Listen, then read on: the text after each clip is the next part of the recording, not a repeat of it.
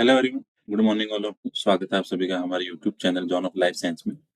तो जो अपन ने इवोल्यूशन की सीरीज स्टार्ट कर रखी है उसके अंदर आज नेक्स्ट टॉपिक है अपना लेमार्किज्म का। जो आपके लेमार्क की सबसे इंपॉर्टेंट थ्योरी है उसको अपन यहाँ पे डिस्कस करेंगे।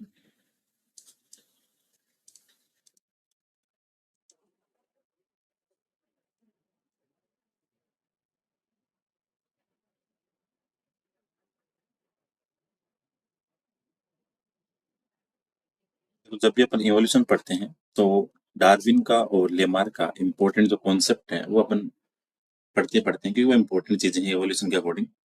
तो आज के टॉपिक में अपन डिस्कस करेंगे लेमार्क थ्योरी को। इससे पहले अपन ने होमोलोगस रेनालोगस और उनका एक वीडियो डाला था कल कि वो भी आपके इवोल्यूशन के अकॉर्डिंग एक एज ए प्रूफ के तौर पे काम करते हैं, तो इसलिए उनको अपन स्टडी करते हैं। तो आज का टॉपिक अपना लेमार्क है, इसको अपन स्टडी करेंगे, उसके बाद में कल देखेंगे अपन डार्विन वाली बातें। तो लेमार्क की बात करते हैं तो लेमार्क शुरू से अपन पढ़ते आ रहे हैं। हिंदी में जब भी पढ़ते थे तो पढ़ते थे कि भाई अंगों का यूज और डिसयूज था, कौन से अंग की रिक्वायरमेंट थी। लेमार्क को ये लगता था कि जिस अंग की रिक्वायरमेंट ज्यादा है वो आने वाली नेक्स्ट जनरेशन के अंदर ज्यादा वेल डेवलप होके आएगा, और जिसकी रिक्वायरमेंट नहीं है वो वहीं पे रिड्यूस हो जाएगा। तो ये सारी बातें थी उसके अंदर। तो लेमार्क का जब अपन नाम देखते हैं पहले, तो सबसे पहले कि इसका नाम क्या था। तो लेमार्क का जब फुल नेम की बात करते हैं अपन शॉर्ट में पढ़ते हैं अभी तक, तो इसका फुल नेम है जेन बेपिस्टे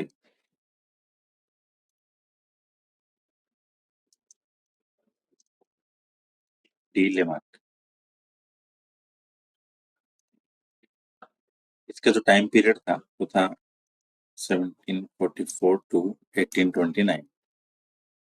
ठीक है।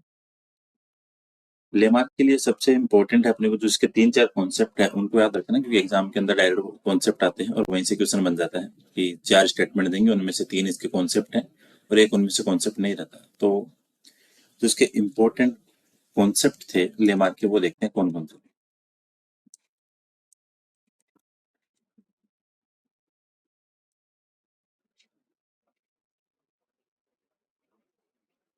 Important concept of Lamarck. देखो, इसका पहला कॉन्सेप्ट था वो था internal vital force. Internal vital force. Second था इसका environmental fluctuation and new needs. एक से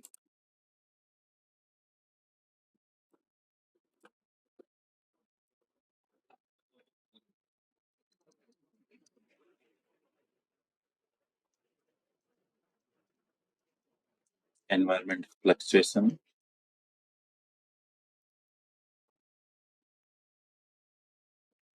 या effect and new needs.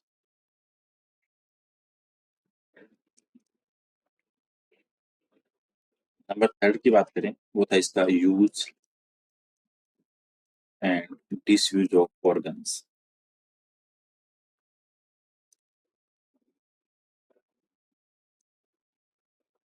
Number fourth था जो सबसे इंपॉर्टेंट है वो था आपका इनहेरिटेंस ऑफ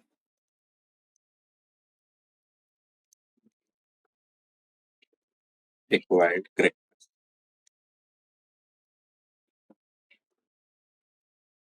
अब इनको वन बाय वन करके थोड़ा समझ लेते हैं कि इनका मतलब क्या था, क्या क्या चीजें थी। तो पहले की बात करते हैं अपन, जो इसका इंटरनल वाइटल फोर्स था वो क्या बोल रहा है।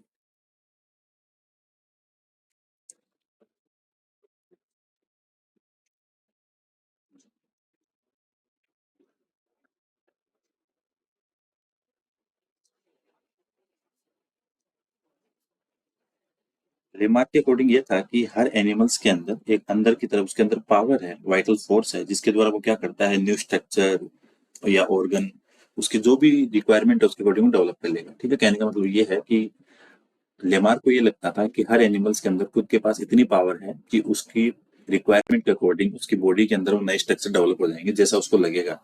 ठीक है। तो इसको लगता था कि ऑर्गेनिज्म है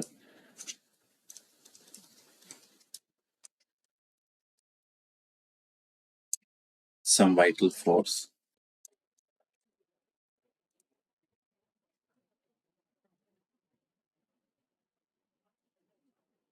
by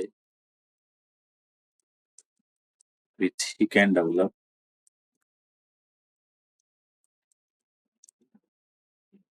new structures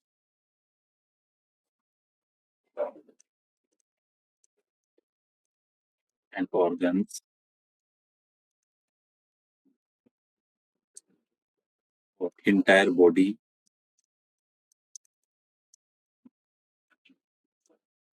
to their own will।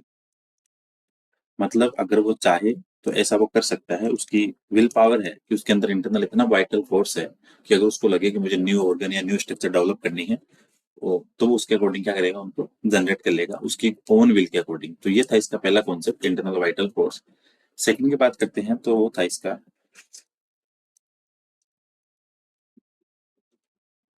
Environment effect and new need. ठीक है, पहला तो इसका वाइटल फोर्स, दूसरा आता है इसका एनवायरमेंट इफेक्ट का। देखो एनवायरमेंट क्या है, डायनेमिक है, दैट मीन्स वो एक स्टेबल तो रहता नहीं है, चेंजेस होता रहता है। और अगर एनवायरमेंट चेंजेस होगा तो कॉमन सी बात, वहाँ पे नीड्स भी दूसरी होगी, न्यू नीड्स होगी। तो उसके अकॉर्डिंग क्या था कि एनवायरमेंट के नीड्स के अकॉर्डिंग एनिमल्स क्या करेगा, अपने अंदर न्यू स्ट्रक्चर डेवलप करेगा। ठीक है, चाहे तो उसको कम कर देगा, चाहे तो उसको ज्यादा कर देगा, अकॉर्डिंग टू उसको डिजायर। क्योंकि जैसे एनवायरमेंट के अंदर कॉमन सी बात है, एनवायरमेंट के अंदर टेम्परेचर है, लाइट है, ह्यूमिडिटी है, हमेशा सिमिलर नहीं रहती। एनवायरमेंट डायनेमिक है, चेंज होता रहता है। और चेंज होने की वजह से एनिमल्स क्या करेगा, चेंजिंग एनवायरमेंट के साथ में उसको न्यू नीड होगी, और न्यू नीड के अकॉर्डिंग वो क्या करेगा, नई स्ट्रक्चर डेवलप कर लेगा। ठीक है, तो इसका सिंपल सा ये था, if environment change,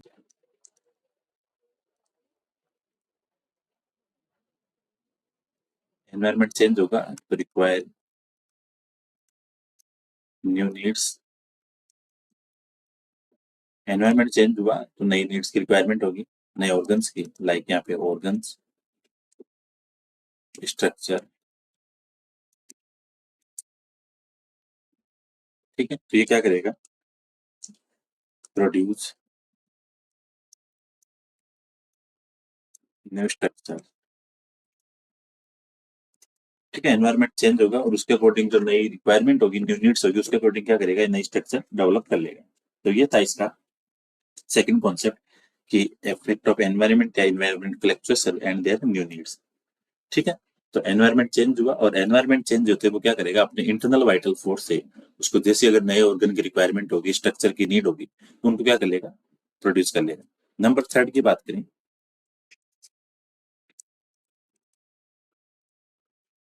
use and disuse of organs. नाम से पता चल रहा है, यूज का मतलब जो ज्यादा कंज्यूम हो रहा है, यूज आ रहा है बार बार, और डिसयूज का मतलब जिसका यूज नहीं हो रहा है, वो क्या करेगा, रिड्यूस हो जाएगा। तो लेमार्क को ये लगता था कि अगर कोई ऑर्गन कंटिन्यूसली यूज होता जा रहा है तो वो क्या करेगा, मोर डेवलप होगा। ठीक है, और अगर कोई ऑर्गन बिल्कुल काम नहीं आ रहा तो वो क्या हो जाएगा, डिजेनरेट हो जाएगा। ये लेमार्क का मानना था। ठीक है, लेमार्क ये मानता था कि जैसे अगर आपका हाथ आप अगर लिख रहे हो तो वो कंटिन्यूसली यूज आ रहा है, तो दैट मीन्स वो हाथ तो आपका मोर डेवलप है। और अगर दूसरा हाथ नहीं यूज आ रहा है तो उसका मतलब वो क्या हो जाएगा, आने वाली जनरेशन के अंदर एज ए वेस्टेज ऑर्गन हो जाएगा। इसके अभी एग्जाम्पल भी देखेंगे सबके। ठीक है, if any organ continuously used, then organ will well develop।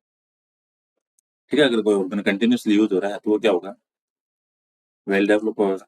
If, ये कंडीशन थी इसकी, if organ not use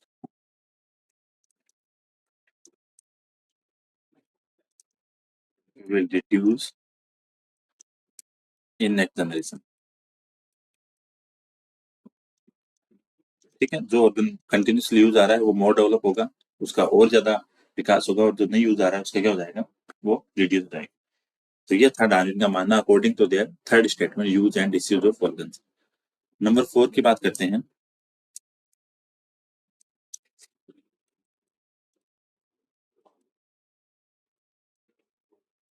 inheritance of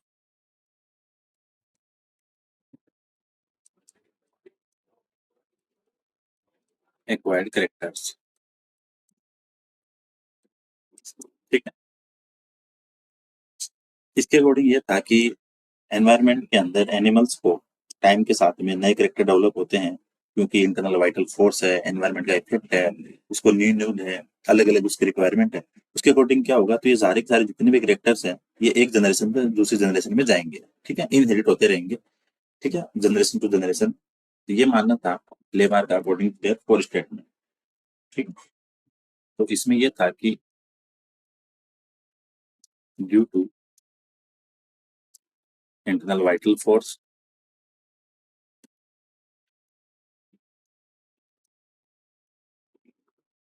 environment change,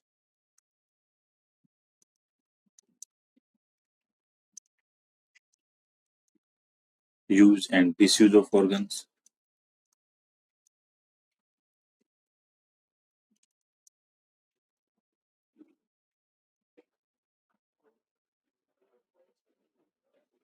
organism require.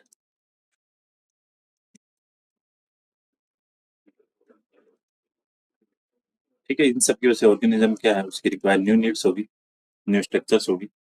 ठीक है, तो दैट मीन्स ये जो सच ऐसे जो रिक्वायरमेंट्स के कैरेक्टर्स हैं, such characters will inherit to next generation. ठीक है, तो जो ऐसे कैरेक्टर्स होंगे वो क्या होंगे, नेक्स्ट जनरेशन के अंदर लीड करेंगे, वहां पे भी जाएंगे। ठीक है, जनरेशन टू जनरेशन, नई जनरेशन के अंदर या स्पीसीज के अंदर ही चलते रहेंगे। ठीक है, तो लेमार्क की चार बातें थी।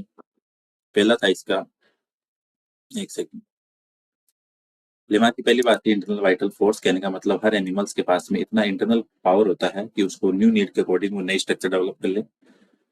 दूसरा है effect, environment effect. Dynamic environment है, एक जगह स्टेबल नहीं है, कांस्टेंट नहीं है, तो अगर टेम्परेचर या एनवायरमेंट के अंदर कोई भी फैक्टर ऐसा चेंज होगा, उसके अकॉर्डिंग क्या होगी, उसके अंदर न्यू नीड होगी, और न्यू नीड के अकॉर्डिंग क्या करेगा, वो नए ऑर्गन डेवलप करेगा। थर्ड की ये बात है use and disuse of organs. कहने का मतलब ये है जो ऑर्गन बार बार यूज आ रहा है वो मोर डेवलप होगा, और जो ऑर्गन काम ही नहीं आ रहा वो रिड्यूस हो जाएगा। सिंपल सी बात यही है। नंबर 4 की बात करें, इनहेरिटेंस ऑफ एक्वायर्ड कैरेक्टर्स। कहने का मतलब ये है उपार्जित अंग, दैट मीन जो ऑर्गन्स रिक्वायर है वो नेक्स्ट जनरेशन में भी वेरी करते रहेंगे, जनरेशन टू जनरेशन इनहेरिट होते रहेंगे। ये चार बातें थी लेमार की। अब इसके अगर एग्जाम्पल की बात करें अपन,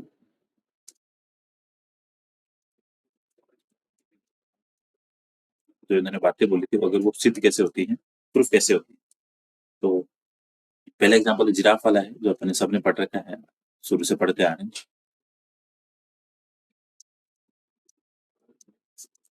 ठीक है, लेमार्क ने क्या किया, जिराफ का एग्जाम्पल दिया। उसको ये लगता था कि पहले प्लांट्स क्या थे, छोटे छोटे थे, खूब सारे प्लांट्स थे, तो तब उसकी नेक छोटी थी, क्योंकि प्लांट जब छोटे थे तो आराम से वो क्या करता था, नीचे गर्दन झुकाई और आराम से खा लेता था। लेकिन टाइम के साथ में क्या हुआ, वहां के एनवायरमेंट के अंदर जो ट्री थे वो लंबे होते गए और लंबे होते गए, तो कॉमन सी बात है, जिराफ तो गर्दन लंबी थी, चाहिए थी, तो इसके अकॉर्डिंग क्या था, जैसे जैसे प्लांट की लेंथ बढ़ी वैसे वैसे जिराफ की नेक की लेंथ भी बढ़ती गई टाइम के साथ में। ठीक है, तो कहने का मतलब ये था कि जो जिराफ था, long neck develop due to change in tree environment. ठीक है, पहले जब घास खूब थी, प्लांट छोटे थे, तो जिराफ की छोटी गर्दन से काम चल जाता था, नीचे गर्दन झुकाई और खा लिया। लेकिन जैसे जैसे उसकी ट्री की लेंथ बढ़ती गई, वैसे जिराफ ने भी क्या कर लिया, अपने एक्वायर करेक्टर, दैट मीन्स वो जो लंबी गर्दन थी, कहने का मतलब वो टाइम के साथ में वो गर्दन लंबी होती गई, जनरेशन के अंदर एक करेक्टर देखने को मिलता गया। जैसे अगर अपन कॉमन से एक इसकी बात करें कि डायग्राम बना के, तो जैसे यहाँ पे घास थी,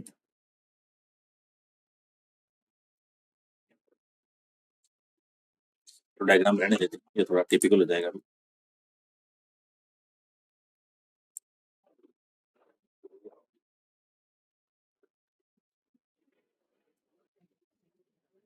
कहने का मतलब ये था कि अगर जैसे जैसे जिराफ को लगा कि प्लांट की लेंथ बढ़ती जा रही है, तो उसको गर्दन लंबी करने की रिक्वायरमेंट थी, और उसकी गर्दन लंबी होती गई according to their new needs, और वो फिर गर्दन वाला जो करेक्टर्स है वो आने वाली जनरेशन के अंदर भी देखने को मिल जाएगा। जिराफ की गर्दन आने वाली जनरेशन में लंबी होती गई।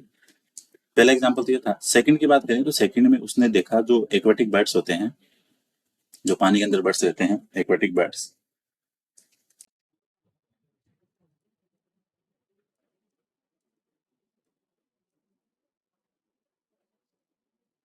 ठीक है, एक्वाटिक बर्ड्स को उसको ये लगा कि एक्वाटिक बर्ड्स जैसे कोई डक है, ठीक है, वो पहले टेरेस्ट्रियल एनवायरनमेंट में रहती थी, लेकिन जैसे जैसे वहां पे पानी की कमी हुई, फूड की कमी हुई, ठीक है, तो उसकी वजह से क्या है, उनके टोस के बीच में एक वेव बनने लग गई, तो वो एक आराम से वो क्या था, उस पानी के अंदर वो इजिली रह सकती थी। ठीक है, तो ये एक उसका करेक्टर था। और उसको जैसे लगा कि विंग्स की रिक्वायरमेंट नहीं है उड़ने के लिए, तो विंग क्या होते गए, उसकी नीड नहीं थी, तो वो उसके बाद में क्या हो गई, रिड्यूस हो गई। तो ये उसका एक एग्जाम्पल था एक्वाटिक बर्ड्स का। जैसे उसने क्या किया, एक्वाटिक बर्ड्स में स्ट्रेच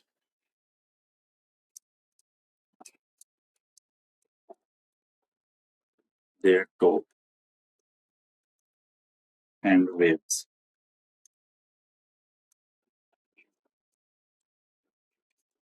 ठीक है, तो कहने का मतलब ये था कि जैसे एक्वाटिक बर्ड्स डक हैं, उन्होंने क्या किया, अपने को इवोल्व किया टेरेस्ट्रियल एंसेस्टर से। क्योंकि जब वो पानी के अंदर थी तो वहां पे क्या था, लेक ऑफ फूड था, तो उन्होंने अगर फूड की वजह से क्या किया, कुछ ऐसे स्ट्रक्चर डेवलप करे, जैसे लाइक उन्होंने अपने टोस के बीच में वेव बना ली, ताकि वो क्या करे, उस पानी के अंदर स्ट्रेच कर सके और आराम से रह सके। उसकी वो न्यू नीड थी। थर्ड करेक्टर की बात करें, अगर उसको थर्ड एग्जाम्पल की बात करें, तो जैसे वाटर बर्ड्स होते हैं, ठीक है, जैसे आपका जेकाना हो गया, वाटर बर्ड नहीं, सॉरी, वेडिंग बर्ड्स।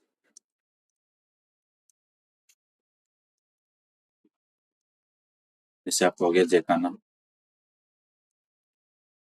ठीक है, जेकाना ने क्या किया, उसकी long legs generation to generation से क्या कि स्ट्रेच करते रही, पानी के लेवल से मेंटेन रखने के लिए। तो उसके अंदर ये था, उसके अंदर लॉन्ग लेग वाला स्ट्रक्चर भी उसके अंदर आने वाले जनरेशन में डेवलप होने लग गया। ठीक है, नंबर फोर था इसका, जो फ्लैट फिश का एग्जाम्पल था, जो डीप सा फिश होती है, पानी के जो अंदर रहती है एकदम पेंदे में।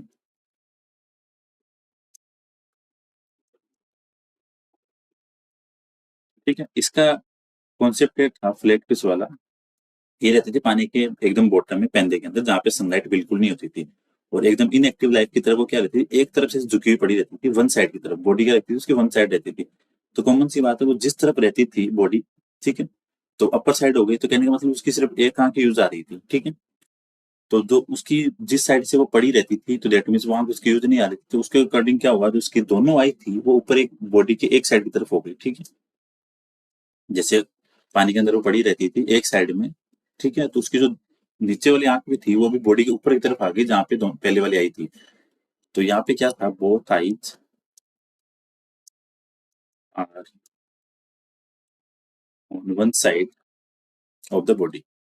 तो दोनों आंखें थी वो उसकी बॉडी की एक तरफ ही डेवलप हो गई, one side of the body. ठीक है, तो ये बातें थी डार्विन की लेके। और जैसे एक और है इसका, जैसे आप स्नेक देखते हो, स्नेक वैसे रैंक कर चलता है, तो स्नेक के अंदर क्या होता है, स्नेक लॉस्ट देयर लेग्स।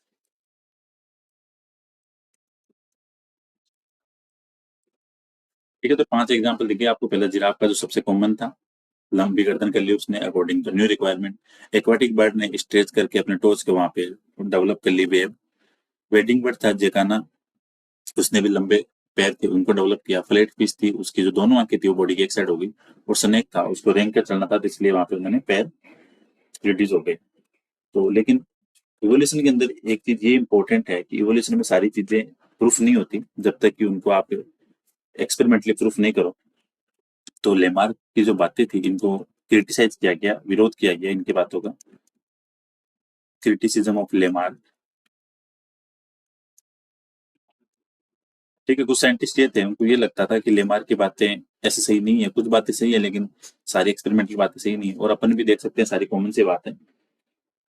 ठीक है, कुछ नए एग्जाम्पल थे, जैसे उसको ये लगता था कि जिस ऑर्गन को बार बार यूज हो रहा है, वो आने वाली नेक्स्ट जनरेशन के अंदर भी वही ऑर्गन मोर डेवलप होना चाहिए, लेकिन ऐसा नहीं होता। जैसे अगर अपने इंडियन वुमेन्स है, वो ईयर पिन्ना और कान और नाक के अंदर जो बाली पहनती है, ठीक है, तो ऐसा करेक्टर तो नहीं हुआ कि उनके नाक और कान के जो पोर्स हैं वो आने वाली जनरेशन के अंदर भी आपको देखने को मिले। ऐसा तो नहीं हो रहा, तो ये भी पॉसिबल नहीं था। और दूसरा एग्जाम्पल ये था कि जो चाइनीज वुमेन होती है, वो क्या करती है, अपने पैरों को छोटा करने के लिए लोहे के जूते पहनती है, ताकि उनके पैर छोटे रहें, नॉर्मल रहे। बट उनके पैर नॉर्मल आने वाली जनरेशन में नहीं रहते, वो वैसे ही वैसे लंबे रहते हैं अकॉर्डिंग टू मार्क, ये तो होना चाहिए था, लेकिन ऐसा नहीं हुआ। एक वीजमान था, साइंटिस्ट था, जिन्होंने थ्योरी दी थी जर्म प्लाज्म की। उन्होंने क्या किया, 22 जनरेशन तक उन्होंने जो चूहे होते हैं उनकी पूंछ काटी, ताकि उन्होंने देखा कि आने वाले जनरेशन में बिना पूंछ के चूहे भी होंगे क्या। बट ऐसा नहीं हुआ, बिना पूंछ वाले चूहे पैदा ही नहीं हुए। आने वाले जितने भी चूहे थे उन सबके अंदर पूंछ थी, लेकिन लेमार के अकॉर्डिंग तो होना चाहिए था, लेमार तो यही बोल रहा था। तो सबसे पहले तो इसकी क्रिटिसिज्म थ्योरी आती है, वो आती है आपकी किसकी, theory of continuity of germplasm. इसके अकॉर्डिंग ये था, अगर जो आपकी वेरिएशन है, ठीक है, अगर आपके जो वेरिएशन है या फिर जो भी आपके वेरिएशन अगर जर्म प्लाज्म के अंदर है, तब तो वो नेक्स्ट जनरेशन में जाएंगे। ठीक है, तो कहने का मतलब ये था, अगर variation, if variation only in germ plasm, तब तो वो करेक्टर क्या होंगे, इनहेरिट होंगे, देन इनहेरिट। और अगर सोमेटोप्लाज्म में है तो वो इनहेरिट नहीं होंगे। ठीक है, तो जर्म प्लाज्म के जो वेरिएशन है वो इनहेरिट होंगे नेक्स्ट जनरेशन के अंदर, और अगर आपके वेरिएशन सोमेटोप्लाज्म में है तो वो नेक्स्ट जनरेशन में नहीं जाएंगे। ठीक है, तो ये मानना था डार्विन इसका, ये थ्योरी दी थी किसने, theory of continuity of Weismann bye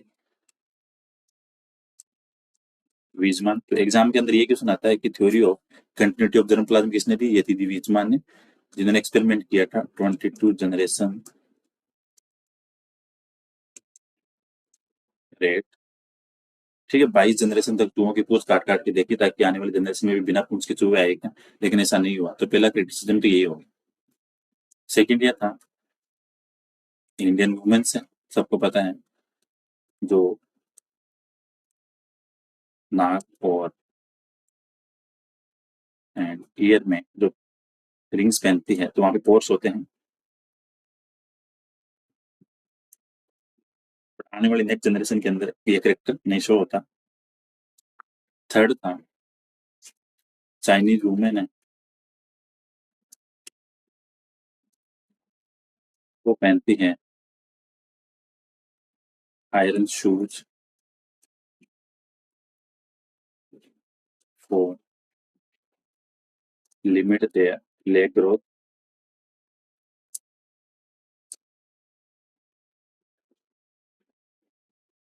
but not success in next generation. ऐसा करेक्टर उसको नेक्स्ट जनरेशन में नहीं देखने को मिला, पैर लंबे ही थे इनके। तो ये बातें थी लेमार को लेके, इसके क्रिटिसिज्म को लेके, इसकी बातों को लेके। ठीक है, तो वापस इसके बाद रिवाइज करते हैं क्या क्या बातें हुई थी यहाँ पे अपने। और सबसे इम्पोर्टेंट ये था कि लेमार्क ने फिर क्या किया, लेमार्क ने एक बुक पब्लिश की 1809 में, जिसका नाम था फिलोसॉफिक जूलॉजी। 1809 में, ये सबसे इम्पोर्टेंट है बुक,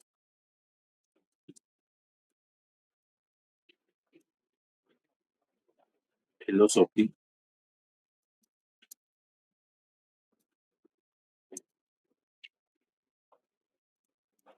फिर डार्विन ने 1809 सॉरी लेमार्क ने 1809 में एक बुक निकाली फिलोसॉफिक जूलॉजी के नाम से। उसके अंदर उन्होंने अपनी सारी फाइंडिंग्स को पब्लिश किया था। तो ये क्वेश्चन एग्जाम में आता है। तो लेमार्क की चार बातें थी, internal vital force, environment effect and new needs, use and disuse of organs, inheritance of acquired characters. ये चार इसकी बातें थी। एग्जाम्पल्स की बात करें तो पहला था आपके जिराफ की गर्दन वाला, सेकंड था एक्वाटिक बर्ड्स वाला, थर्ड था आपके वेडिंग बर्ड्स जेकाना वाला, और फ्लैट फिश का और स्नेक का। क्रिटिसिज्म लेमार्क का ये था कि लेमार्क की जो बातें बताई थी कि आने वाले जनरेशन के अंदर भी करेक्टर्स देखने को मिलते हैं न्यू नीड्स के अकॉर्डिंग, लेकिन ऐसा नहीं हुआ। तो theory of continuity of germ plasm की थ्योरी दी थी आपके बीजमान ने। उन्होंने बताया कि अगर वेरिएशन आपके जर्म प्लाज्म में है, क्योंकि आपके प्रोटोप्लाज्म दो टाइप के होते हैं, एक तो सोमेटोप्लाज्म और एक जो जर्म प्लाज्म, तो अगर वेरिएशन जर्म प्लाज्म में है तो ही वो नेक्स्ट जनरेशन में आएंगे, अदरवाइज नहीं आएंगे। सेकंड क्रिटिसिज्म इसका ये था, जो देखने को मिला, कि इंडियन जो वुमेन है वो नाक और कान के अंदर जो रिंग्स वगैरह पहनती है, तो उनके अंदर पोर्स होते हैं। तो कहने का मतलब ये था कि ये पोर्स उनके आने वाले जनरेशन में भी दिखना चाहिए फिर तो, लेकिन नहीं दिखा। चाइनीज वुमेन थी जो लोहे के जूते पहनती थी अपने पैरों को छोटा रखने के लिए, साइज लंबी नहीं हो, लेकिन आने वाले जनरेशन के अंदर ये सब उनको नहीं देखने को मिला। तो यहाँ से इंपॉर्टेंट तीन चार चीजें हैं जो आपको ध्यान रखनी है। एक तो ये है continuity of germ plasm theory,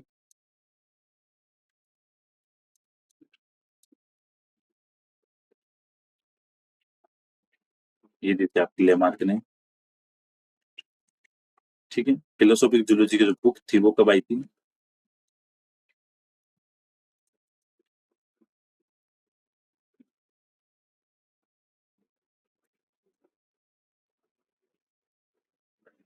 bye Lamarck इन 1809। दो तो इम्पोर्टेंट ये बातें हैं, एक तो सॉरी सॉरी यहाँ पे लेमार्क ने बीजमान आएगा।